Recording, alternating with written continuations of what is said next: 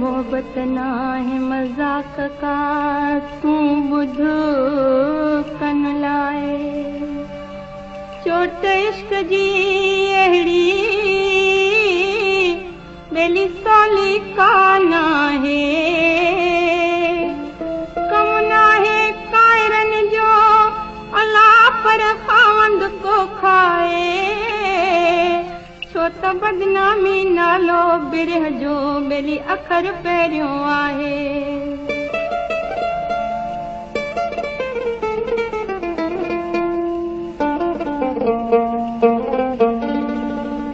मोहब्बत माना मौत आ खुलियो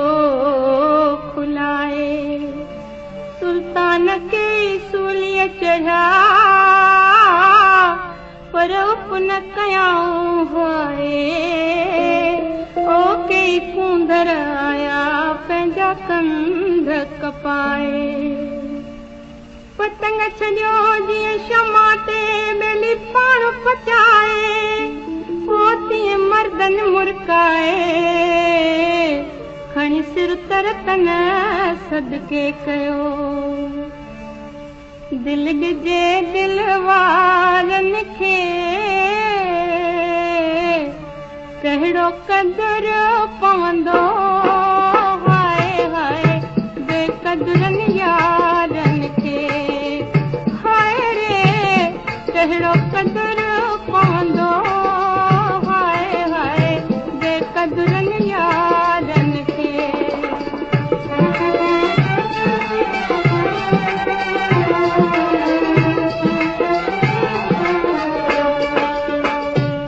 कयो सुहिणीअ साहु सदके कयो सुहिणीअ साहु सदके मेहर जे मोहब्बत में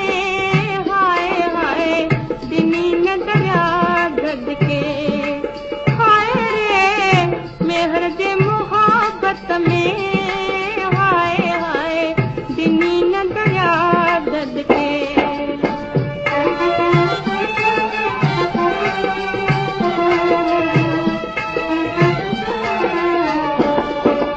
ओ मन में जा मिठड़ा पिरी तो वाइदो कयो हो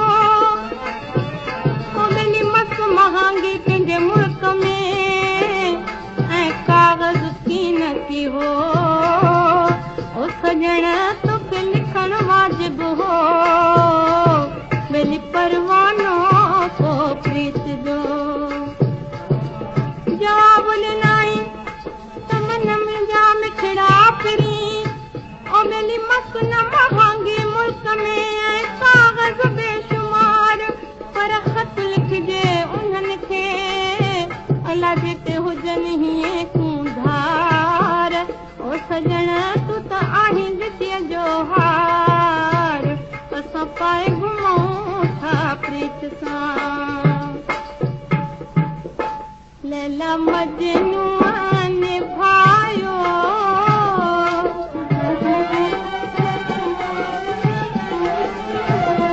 लैला मजनू निभायो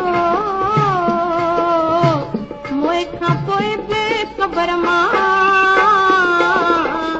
आवाज़ हुई आयो त दिल ॾिजे दिल वारनि खे कहिड़ो कदुर पवंदो हाय हाय बेकदुरनि यारनि खे हाय रे कहिड़ो कदुर पवंदो कदुरनि यारनि खे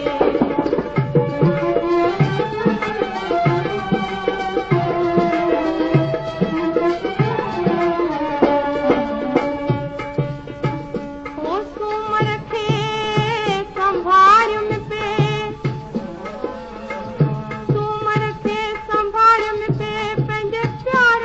खे पुकारियुमि मंगल ॾींहुं मुसीबत थी ओ मुंहिंजी खोटी किस्मत थी ॿुधरनि मानायुमि पे रोई भरियमि सुनका विस्पत ॾींहुं वार थी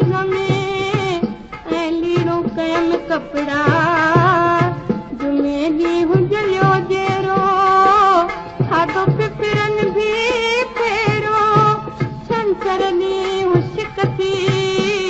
ओ पंहिंजे